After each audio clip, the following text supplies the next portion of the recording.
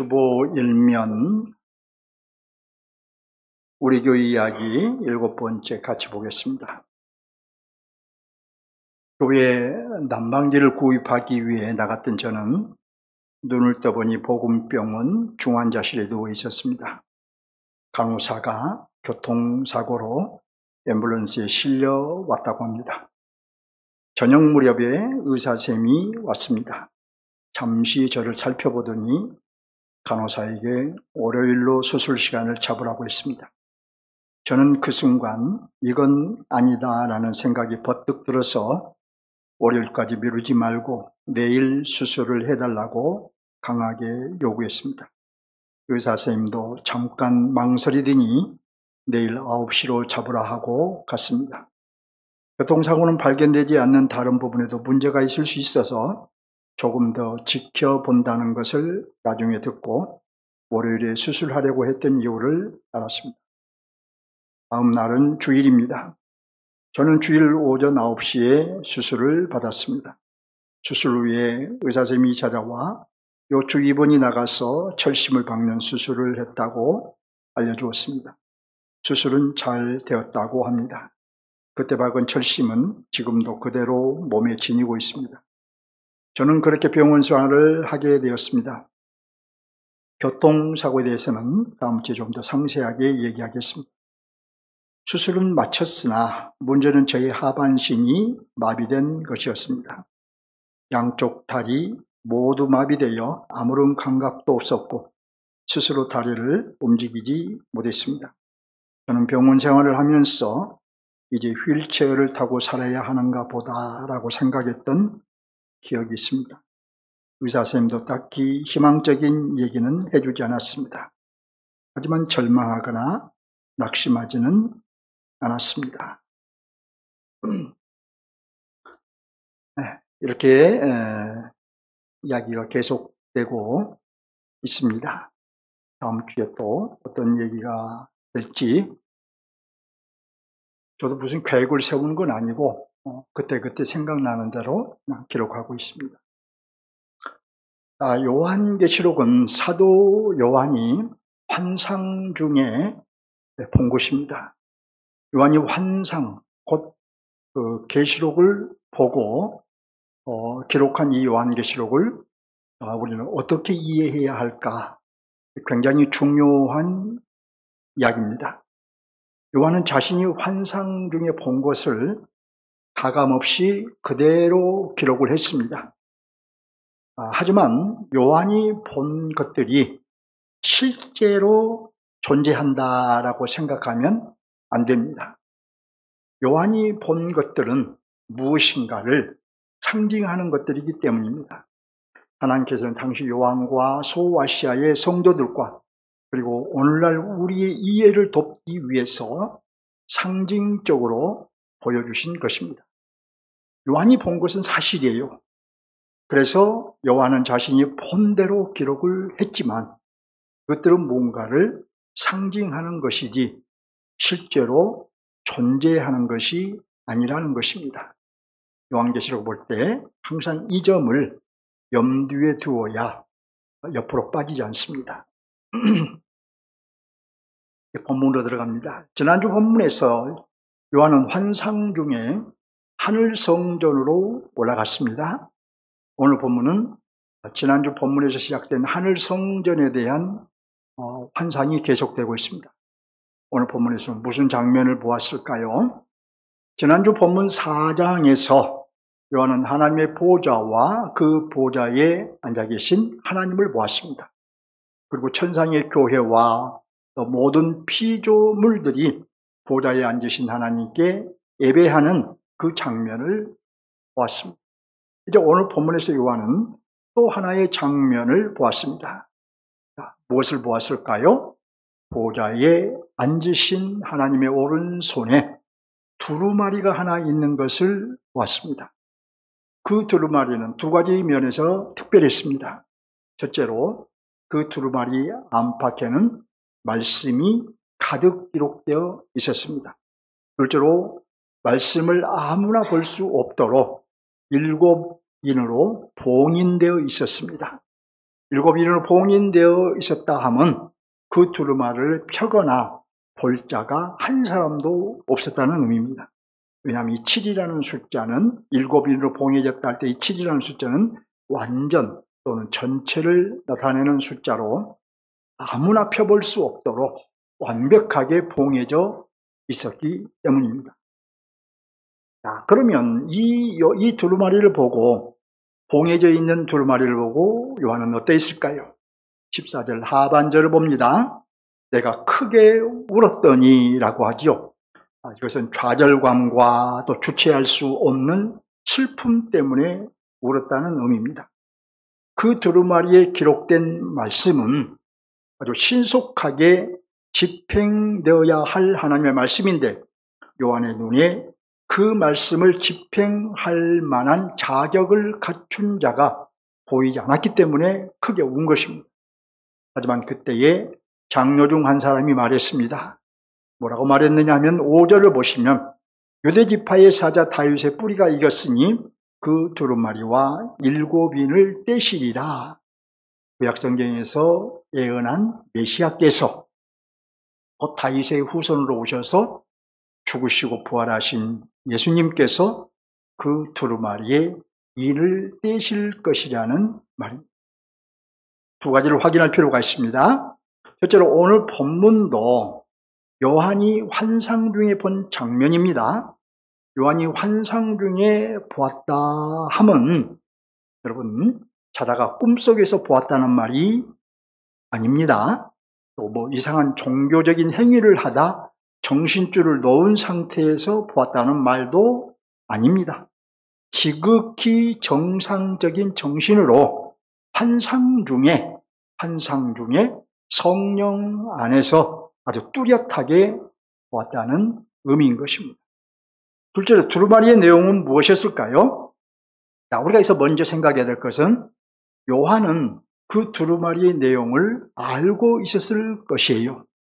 속히 집행되어야 할 것인 줄 알았기에 인을 뗄 자가 없는 것을 보고 크게 울었던 거예요. 그 말씀이 속히 집행되어야 하는데 그 인을 뗄 자가, 자격을 갖춘 자가 안 보여요.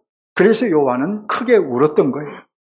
다음으로 그 두루마리의 내용은 4장 1절에서 말한 대로 이후에 마땅히 일어날 일들일 것입니다. 즉 이미 그리스도를 통해서 이루어진 일들과 그 결과 장차 그리스도 안에서 완성되어질 일들일 것입니다. 당시 고난당하고 있는 교회의 승리에 대한 말씀이고 또 세상의 심판과 하나님 나라의 완성에 대한 말씀일 것입니다. 결국 그 두루마리에는 세상 나라를 주와 그리스도의 나라로 회복시키기 위한 하나님의 계획이 담긴 하나님의 계획서라고 말할 수 있습니다. 따라서 그 두루마리의 인을 떼고 거기에 기록된 말씀을 집행할 분이 필요하겠죠. 그래야 하나님의 나라가 완성되죠. 하나님의 계획이 이루어지죠. 인을 떼고 집행되어야 또 교회의 승리가 실현되고 결국 하나님의 나라의 완성이 구현되기 때문입니다. 요한은 한 장로로부터 두루마리의 인을 떼기에 적합한 분이 있다는 얘기를 듣고 좌절감과 슬픔이 사라지고 안심하게 되었습니다. 자, 두루마리의 인을 떼기에 합당한 분은 누구일까요? 본문 6절을 봅니다. 여러분 성경을 천천히 보면서 따라 보십니다. 요한은 보좌와 네 생물들과 장로들 사이에 어린 양이 서 있는 것을 보았다고 합니다. 그 어린 양에 대한 묘사를 보면 첫째로 그 어린 양이 일찍이 죽임을 당한 것 같다고 합니다. 둘째로 그 어린 양에게 7뿔과 7눈이 있다고 합니다. 그리고 7눈은 성령이라고 합니다.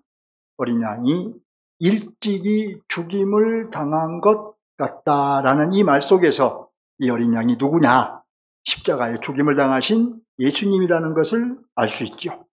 그 어린 양에게 7뿔과 7눈이 있다는 말은 예수님은 부활로서 권세와 능력을 가지신 분이고 성령으로 세상을 통치하시는 분임을 알 수 있죠.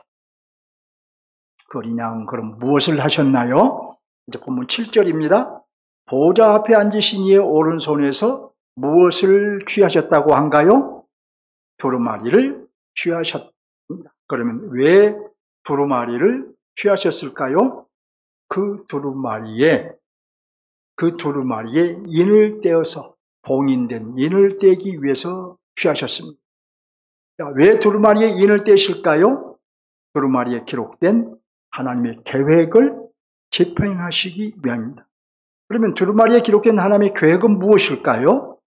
당시 교회는 심한 핍박과 고난을 당하고 있었으나 그럼에도 하나님의 계획은 결국 승리하는 것이었습니다.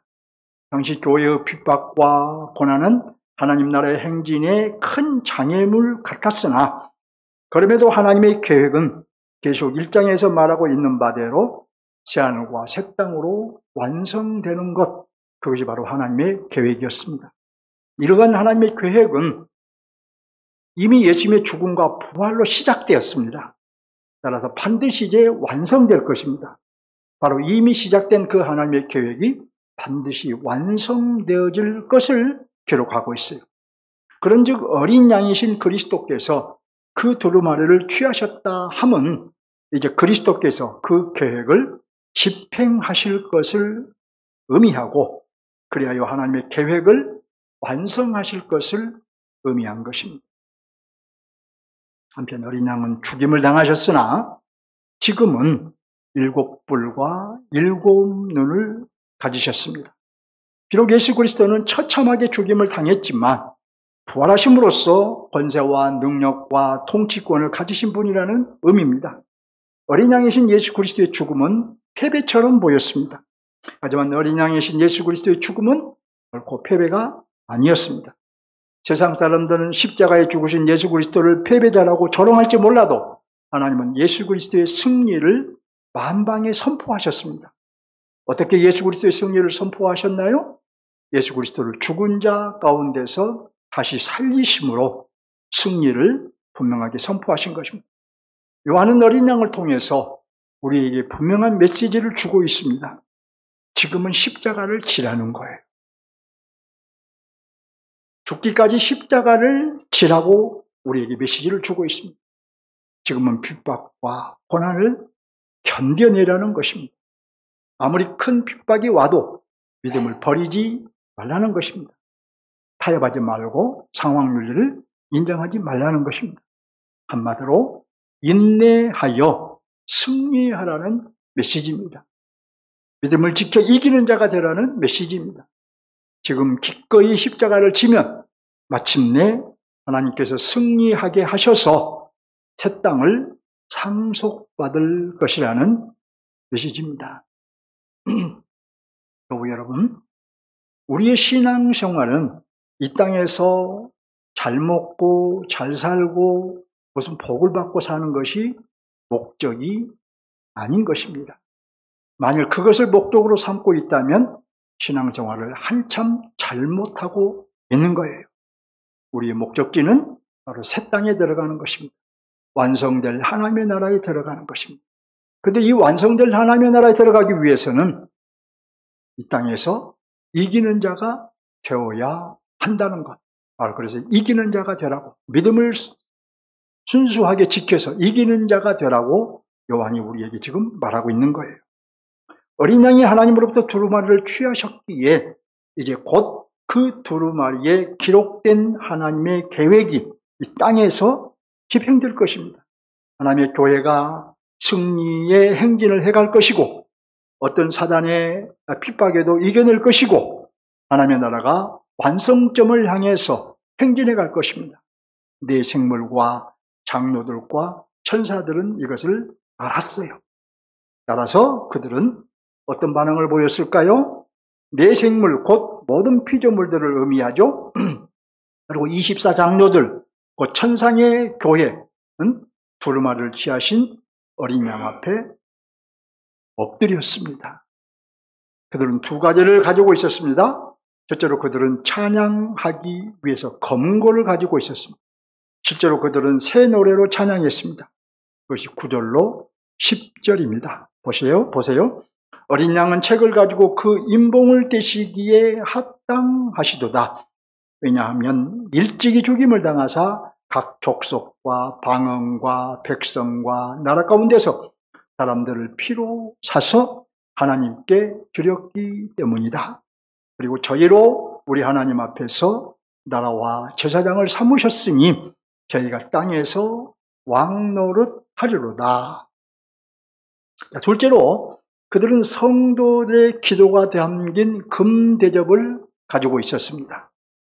금대접에 담긴 성도들의 기도는 예수님께서 우리에게 가르치신 대로 하나님의 뜻이 이 땅에서도 이루어지기를 바라는 기도였습니다. 당시의 성도들은 로마의 핍박으로 인해 고난 중에 있으면서도 하나님의 통치가 충만하게 임하기를 기도했습니다. 이렇게 내 생물, 곧 모든 피조물과 24장로들, 곧 천상의 교회는 어린 양 앞에 엎드려 경배한 것입니다. 한편 우리는 중요한 사실 하나를 알 수 있습니다. 여기서 하나님의 계획은 성도들의 기도와 맞물려서 집행된다는 것입니다. 하나님은 자기의 계획을 자기 뜻대로 이루시되 우리의 기도를 들으시고 이루신다는 것입니다. 하나님은 자기 계획을 주권적으로 이루시되 우리의 기도를 받아서 이루신다는 것입니다. 그래서 주님도 기도하라고 하신 것입니다. 어린 양을 찬송하는 일에 천사들도 동참했습니다. 얼마나 많은 천사들이 찬양했을까요? 이 11절 하반절을 보면 그 수가 만만이요 천천이라고 합니다. 가히 셀 수 없는 천사들이 노래했던 거예요. 뭐라고 찬송했을까요? 죽임을 당하신 어린 양이 능력과 부와 지혜와 힘과 존귀와 영광과 찬송을 받으시기에 합당하도다. 네, 최상급으로 그리스도를 찬양했습니다. 천상 천하의 모든 피조물들도 이 찬양에 동참을 했습니다. 보좌에 앉으신 하나님과 어린 양 예수 그리스도께 찬송과 존귀와 영광과 주권이 세세무궁토록 있습니다. 라고 피조물들도 동참했어요. 7절에서 모든 피조물을 상징하는 네 생물이 천상에서 찬양하듯이 그 네 생물이 상징하는 하늘 아래의 모든 피조물들이 찬양하는 것은 자연스러운 것입니다. 그래서 우리는 모든 피조물들이 이 땅에서 하나님을 찬양하도록 우리 그리스도인들의 역할이 필요한 것입니다. 그건 마치 교회 공동체를 상징하는 오늘날 성도들을 상징하는 24장로들이 찬양하듯이 지상의 교회가 찬양하는 것 역시 너무도 자연스러운 것입니다. 이렇게 찬양이 이어지자 네 생물들과 장로들이 뭐라고 화답을 했느냐? 아멘 이라고 화답하며 엎드려 경배했습니다. 오늘 본문이 강조하는 것은 무엇일까요? 본문의 핵심 구절은 7절입니다. 7절을 보시기 바랍니다. 그 어린 양이 나와 보좌에 앉으신 이의 오른손에서 두루마리를 취하시니라. 여기 어린 양은 죽으시고 부활하신 예수 그리스도입니다. 두루마리는 어린 양이 십자가에서 이루신 구속과 그로 인해 발생한 모든 일들이 집행되는 하나님의 계획서입니다. 그리고 어린 양이신 그리스도께서 그 두루마리를 취하셨다 하면 이제 그리스도께서 하나님께 모든 권한을 위임받으셨으며 친히 그 계획을 집행하실 것을 의미합니다. 이제 교회는 그러므로 그리스도에 의해서 승리할 것입니다. 지금 로마 당시에 그 이소아시아 7교회들 엄청난 핍박을 받고 있었지만 그럼에도 불구하고 교회는 승리할 것입니다. 사단의 어떤 도전에도 교회는 승리할 것입니다. 그리스도께서 구원받을 자를 구원하여 교회에 가입시킬 뿐만 아니라 어떤 핍박 중에도 교회는 거룩한 행진을 해갈 것입니다. 또한 하나님의 나라가 그리스도에 의해 교회를 통해서 세상에 거침없이 침투해 갈 것입니다. 그리스도께서 새하늘과 새 땅이 도래하게 하실 것입니다. 그리고 본문이 강조하는 것은 어린 양이신 그리스도께서 하나님의 모든 권한을 위임받아 집행하신다는 거예요. 특별히 모든 권한을 위임받으신 어린 양이신 그리스도께서 교회를 안전하게 지키시고 하나님 나라가 완성되기까지 거룩한 행진을 이끄신다는 것입니다. 아울러 세상과 사단을 심판하실 것입니다. 그러므로 오늘 본문의 핵심 메시지는 정리를 해보자면 그리스도는 왕으로서 모든 권한을 위임받으신 왕으로서 세상과 교회에 대한 하나님의 계획을 집행하신다 라고 정리할 수 있습니다. 이를 위해서 그리스도께서 하나님으로부터 하나님의 계획이 담긴 두루마리를 받은 거예요. 그러면 우리는 분명히 알아야 합니다. 세상과 또 악의 세력을 심판하시고 교회를 안전하게 지키실 분이 누구냐? 바로 하나님으로부터 모든 권한을 위임받으신 그리스도이십니다. 그리스도가 교회를 안전하게 지키신다.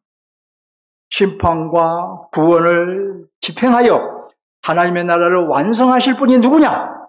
바로 죽으시고 부활하신 또 승천하신 그리스도이시다는 것을 오늘 분명히 알아야 되겠죠. 그러므로 이제 논리적으로 생각해 봅시다. 본문 이후에 본문에서 그리스도께서 두루마리를 받아서 하나님의 계획서를 받아서 집행하신다고 하셨으니 그 하나님의 계획을 집행하신다고 하셨으니 이제 논리적으로 오늘 본문 이후에 무슨 내용이 나와야 할까요? 논리적으로 생각해 보면 본문에서 그리스도께서 하나님으로부터 모든 권한을 위임받으셨으니 이제 본문 이후에서는 그리스도께서 그 권한을 행사하시는 내용이 나와야겠죠? 그렇습니다. 그래서 이제 6장으로 넘어가면 그리스도께서 권한을 행사하시는 내용, 하나님의 계획을 집행하시는 내용, 재앙과 심판 내용이 나온 거예요. 이게 논리적으로 4장과 5장 그리고 6장 이후로 쭉 연결되는 것을 우리가 봅니다. 본문의 핵심 메시지는 그리스도는 왕으로서 세상과 교회에 대한 하나님의 계획을 집행하신다는 것입니다.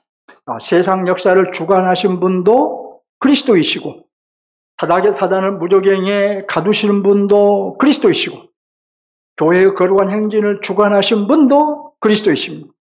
결국 하나님의 나라를 완성하실 분은 그리스도이십니다.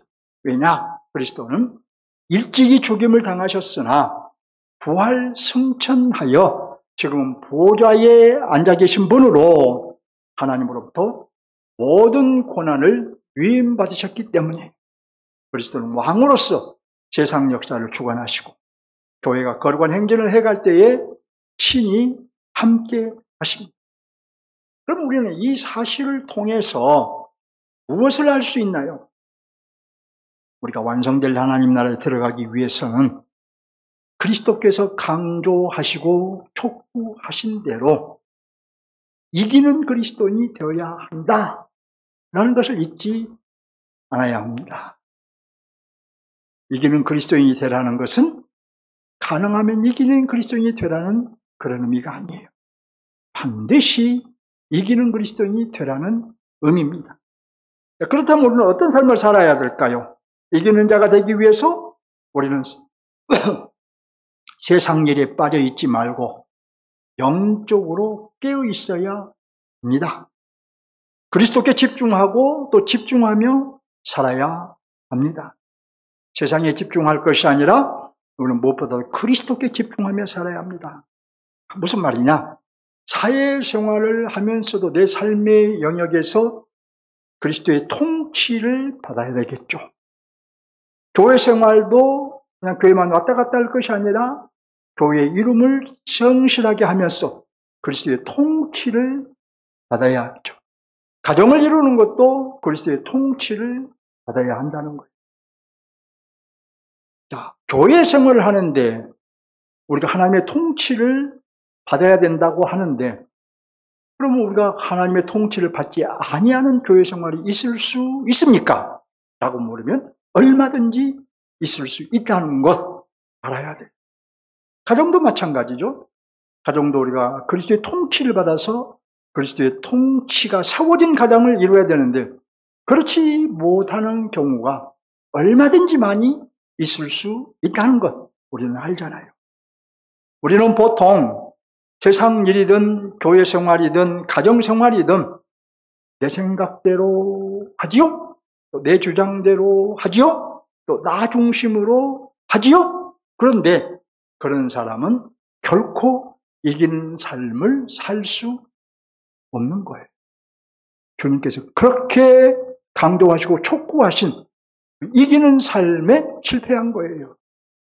그리스도의 통치를 받으며 그리스도 중심으로 살아야 타협과 상황 윤리를 거부하고 내 생각과 내 주장과 내 자아를 부정하고 이기는 삶을 살 수 있는 것입니다.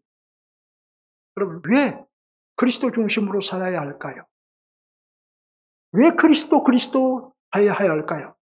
그리스도는 하나님께 모든 권한을 위임받아서 하나님의 계획을 집행하시는 왕, 곧 통치자이시기 때문이에요. 오늘 본문에서 그리스도는 하나님으로부터 두루마리를 받으셨잖아요. 하늘과 땅의 모든 권세를 위임받았다는 의미잖아요. 또 이후로 예수님은 십자가에서 세우신 하나님의 계획을 주권적으로 집행해 가고 계십니다. 구원받을 자는 오늘날도 구원에 이르게 하십니다. 교회를 사단의 계획으로부터 오늘날도 안전하게 지키십니다. 하나님 나라가 완성점을 향해 행진하도록 하십니다. 저는 이 말씀을 준비하면서 우리 교회 역사를 요즘 쓰고 있잖아요. 그래서 아마 지금 우리 교회가 그렇게 고난을 겪었지만, 그렇게 엄청난 핍박과 고난을 겪으며 큰 풍랑을 헤쳐왔지만, 하나님께서 고난을 헤쳐나오도록 하셨구나.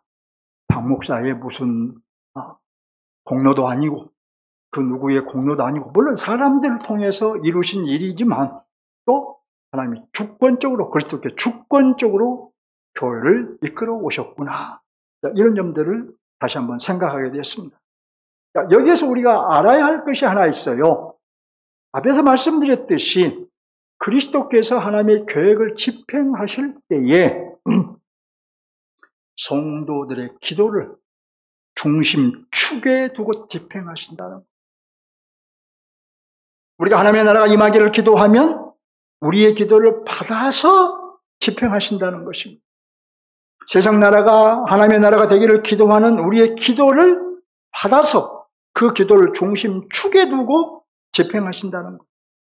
우리가 성경을 보면 출애굽기 2장 23절로 25절을 보면 이스라엘 백성들의 부르짖는 기도가 하나님께 상달되었고, 하나님께서 그 기도를 들으시고 아브라함과 세운 언약을 기억하십니다. 이스라엘의 출애굽은 하나님의 계획이었어요. 저 아브라함을 부르셨을 때부터 그 계획을 아브라함에게 말씀하셨어요. 그렇지만 백성들의 부르짖는 기도를 들으시고 그 계획을 실행하신 거예요. 이와 같이 하나님은 성도들의 기도를 들으시고 그 기도를 반영해서 자기 계획을 이루시는 거예요. 하나님의 계획은 우리의 기도와 맞물려서 이루어진다는 것이죠. 그러므로 그리스도께서 하나님의 계획을 집행하실 때도 그리스도께서 주권적으로 집행하시지만 우리의 기도와 맞물려 집행하시는 것입니다. 그러므로 우리는 기도할 때마다 하나님의 뜻이 하늘에서 이루어진 것처럼 이 땅에서 이루어지기를 반드시 기도해요. 그리스도와 그의 나라가 이 땅에 확고하게 세워지기를 우리는 기도해야 돼요. 우리 개인의 문제도 마찬가지예요. 그리스도께서 주권적으로 우리를 인도하시나 우리의 기도와 맞물려서 우리를 인도하십니다. 나를 위한 하나님의 계획을 이루실 때에 나의 기도를 받아서 곧 나의 기도를 반영해서 이루신다는 것입니다. 그러므로 우리는 영적으로 깨어 있어야 돼요. 먼저는 하나님의 나라와 그의 뜻을 위해서 기도하기 위해서 깨어 있어야 하고, 또 하나님이 원하시는 그리스도인이 되기 위해서 깨어 있어야 합니다. 영적으로 깨어 있는 자만이 나를 통해서 하나님의 뜻이 이루어지기를 기도할 수 있습니다. 영적으로 깨어 있지 않으면 기도하지 않을 것이며, 설사 기도한다고 해도 자기 중심적인 기도를 하고 말 거예요. 자기 중심적인 기도는 하나님의 계획을 거스를 경우가 아주 많습니다. 아니, 거의 하나님의 계획과는 무관하게 하나님의 계획을 거슬러요. 나를 위한 하나님의 계획은 그러므로 지연될 거예요. 내 기도를 받아서 내 기도를 중심축에 두고 하나님께서 내 계획을 이루어 가신다면, 우리의 기도가 우리가 영적으로 깨어있지 못해서 자기 중심으로 기도해버리면 하나님의 나를 위한 하나님의 계획은 계속해서 지연될 것이며, 계속 지연되다 보면 실행되지 않는 경우도 있을 것입니다. 그래서 깨어있대, 영적으로 깨어있어야 한다라고 제가 말씀드린 거예요. 여러분이 여러분을 위한 하나님의 계획이 이루어지기를 원한다면 영적으로 깨어서 여러분의 기도가 하나님께 상달되는 기도가 되도록 해야 돼요. 제가 주보에 청년들을 위해서 기도하자라고 계속 광고를 내고 있죠. 청년들의 직장, 청년들의 혼인 문제, 특별히 우리 청년들은 이 혼인 문제를 놓고 기도해야 합니다.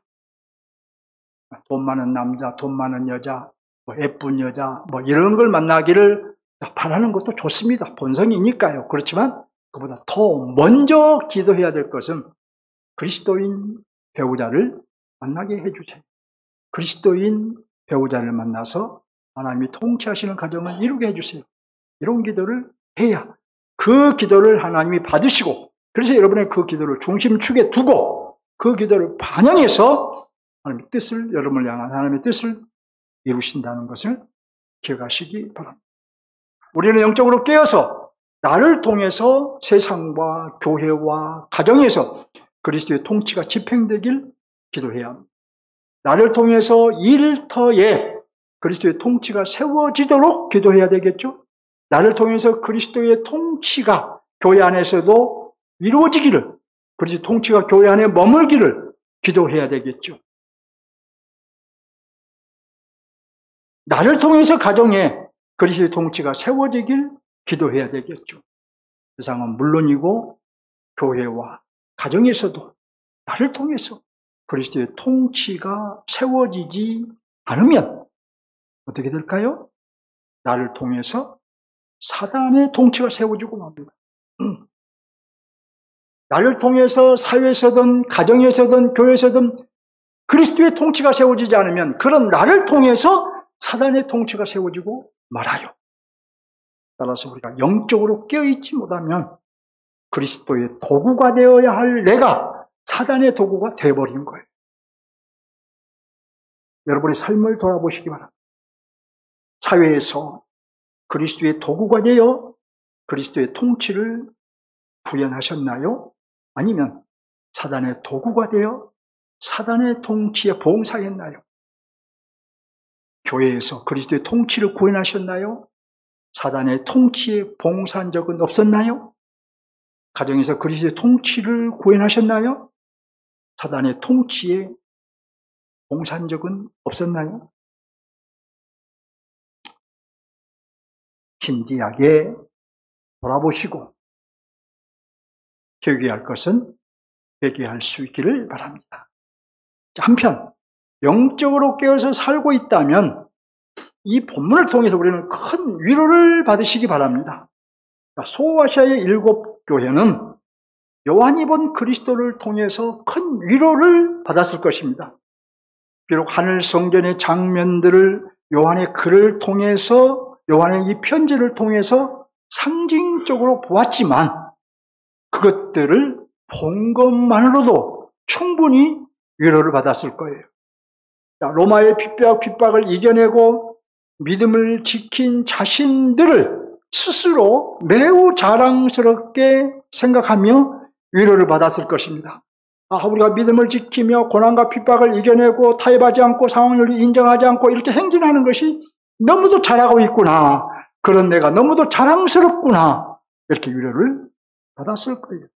그 위로는 자신들의 삶에 그리스도께서 개입하시리라는 확신으로 이어졌을 것입니다. 그리스도께서 자신들을 보호하실 것이라는 확신으로 이어졌을 것입니다. 그리스도께서 자신들과 함께 하시고 승리하게 하시고 로마의 핍박으로부터 보호해 주실 것을 확신을 했을 거예요. 그들이 받았던 위로가 얼마나 컸을까 짐작할 수 있을 것입니다. 오늘 말씀은 우리에게도 위로를 줍니다. 우리도 교회로 살아가는 것이 쉬운 일이 아니기 때문에 교회로 살아가는 것이 지금 쉬운 일이다라고 생각하고 있는 사람은 뭔가 교회 생활에 하자가 있어요. 문제가 있어요. 교회 생활은 결코 쉬운 일이 아니에요, 여러분. 요즘 한국교회 성도들 그냥 교회 왔다 갔다 하고 말씀을 듣기만 하고 실행하지도 않고 그러면서 나는 교인이다라고 말하는데 어떤 분이 그러더라고요. 교회 어떤 목사님이 얘기를 하다가 무슨 얘기를 하느냐? 교회에 다니는 불신자 이런 표현을 하더라고요. 상당히 크게 와닿았어요. 교회에 다니는데 그는 실상은 불신자라는 거예요. 저는 여러분은 그런 분이 아니라고 확신합니다. 그렇지만 교회로 살아가는 것은 결코 쉬운 일이 아니에요. 우리가 교회로 살아가려고 하면 왜 쉽지 않느냐? 때로는 이유 없이 세상의 공격을 받기도 합니다. 작은 실수에도 가차없이 비판을 받습니다. 특별히 성도로서 믿음을 지키고자 하면 남들은 포기하지 않아도 되는 것을 우리는 포기해야 합니다. 남들은 희생하지 않아도 되는 것을 교회로 살아가기 위해서 우리는 희생해야 합니다. 남들은 버리지 않아도 되는 것을 우리 그리스도인들은 버려야 해요.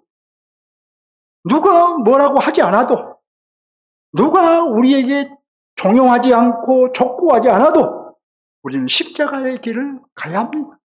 그것이 교회로 사는 길이에요. 하지만 여러분, 주님을 바라보며 위로를 받으시기 바랍니다. 하나님의 보좌를 바라보며 위로를 받으시기 바랍니다.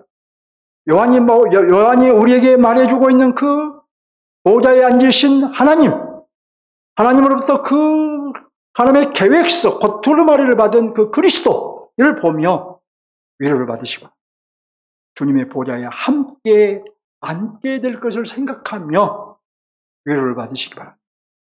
우리의 인생 그렇게 길지 않지요.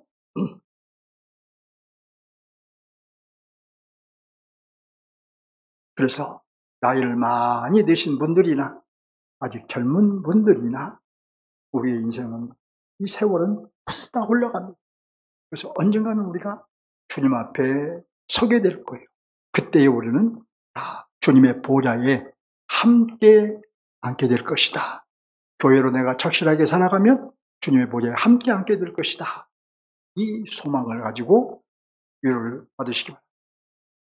이 땅에서 힘들고 이 땅에서 남들보다 어렵게 살고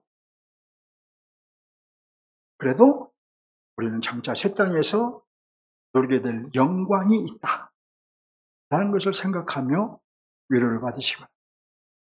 어린 양이신 그리스도는 지금 이 순간에도 우리와 함께 계시며 우리의 길을 인도하신다는 것을 확신하고 세상에서 받을 수 없는, 세상이 줄 수 없는 위로를 받으시기 바랍니다. 이 위로를 받는 것이 우리에게 복인 줄 믿습니다. 여러분, 하나님의 오른손에서 두루마리를 취하신 분은 바로 우리를 위해 죽으시고 부활하신 예수 그리스도이십니다. 예수 그리스도께서 취하신 두루마리에는 바로 교회와 하나님의 나라에 대한 계획들이 다 기록되어 있었어요. 바로 우리에 대한 계획이 들어 있었어요. 거기에는 우리 온누리 교회에 대한 계획도 들어 있었을 겁니다. 어린 양 그리스도께서 하나님으로부터 두루마리를 취하셨다라는 이 말은 모든 권한을 하나님으로부터 위임받으셨다는 의미입니다. 이 사실을 아는 이 네 생물들과 24 장로들과 하늘 아래의 모든 피조물들은 어린 양이신 그리스도를 찬양했어요. 예수 그리스도는 그때부터 지금까지 두루마리에 기록된 하나님의 계획을 하나하나 집행하고 계시고, 어제도 집행하고 계셨고 오늘도 집행하고 계시고 내일 또 하나님의 계획을 집행해 가실 거예요. 그 하나님의 계획을 집행하실 때에 우리의 기도를 중심축에 두고 집행하십니다. 이런 면에서 여러분, 우리의 기도는 하나님의 그리스도의 통치에 동참하는 거예요. 우리의 기도를 중심축에 두고 집행하시니 우리의 기도는 바로 그리스도의 통치에 참여하는 것이죠. 하나님의 뜻 안에서 이루어진 것처럼 땅에서도 이루어지도록 그러므로 우리는 기도해야 합니다. 우리의 기도는 모든 권세를 가지신 그리스도께 올려질 것이고, 그리스도는 우리의 기도를 받아서 하나님의 뜻을 집행하시니 우리는 하나님의 나라를 위해 기도하기를 쉬지 않아야 합니다. 우리 좀 더 수준 높은 온누리 교회다운 성도들이 됩시다. 많은 경우의 성도들 자기를 위해서 기도합니다. 이방 종교인들의 특징이 뭐냐? 자기를 위한 기도예요. 만일 우리가 자기만을 위해서 기도하면 우리 또한 이방 종교와 다를 바가 없어요. 근데 한국 교회는 많은 경우에 밤을 새워서 굶어가면서 무슨 기도를 하느냐? 자기를 위한 기도. 하나님의 나라를 위한 기도는 별로 하지 않습니다. 그럼 우리는 오늘 말씀을 통해서 그리스도께서 우리의 기도를 중심축에 두고 하나님의 계획을 실행하신다, 집행하신다는 걸 들으면서 내 기도를 하나님의 나라와 그의 뜻을 이루는 데 초점을 맞추고 기도해야 되겠구나, 이렇게 우리의 생각이 바뀌어야 될 것이고, 그렇게 실행할 때에 여러분은 오늘의 교회 성도로서 한층 더 차원 높은 성도가 되어질 것입니다. 그러면 나를 위한 기도는 하지 말아야 할까요? 물론 나를 위한 기도도 해야 되죠. 여러분 자신을 위한 기도도 해야 돼요. 여러분의 사업을 위해서, 교회 생활을 위해서, 직장을 위해서, 자녀들을 위해서 기도하셔야 돼요. 그런데 그런 기도가 중심이 되어버리고 그의 나라와 그의 의를 구하라는 기도는 조금 말미두고 하라니까 마지못해서 하는 기도가 되어서는 안 된다는 거예요. 가장 먼저 심도 있게 우리가 기도해야 될 것은 그리스도의 나라와 그리스도의 뜻이, 하나님의 뜻이 이루어지는 기도를 깊이 있고 심도 있게 하고, 또 우리의 기도도 당연히 올려드리는 것이 마땅하겠습니다. 오늘 말씀을 듣고 들었으니 지키는 교회가 되고 성도가 되시기 바랍니다. 이 예언의 말씀을 읽는 자와 듣는 자와 그 가운데 기록한 것을 지키는 자는 복이 있나니 때가 가까웁니다. 그리스도를 향해 한 걸음 더 나갑시다.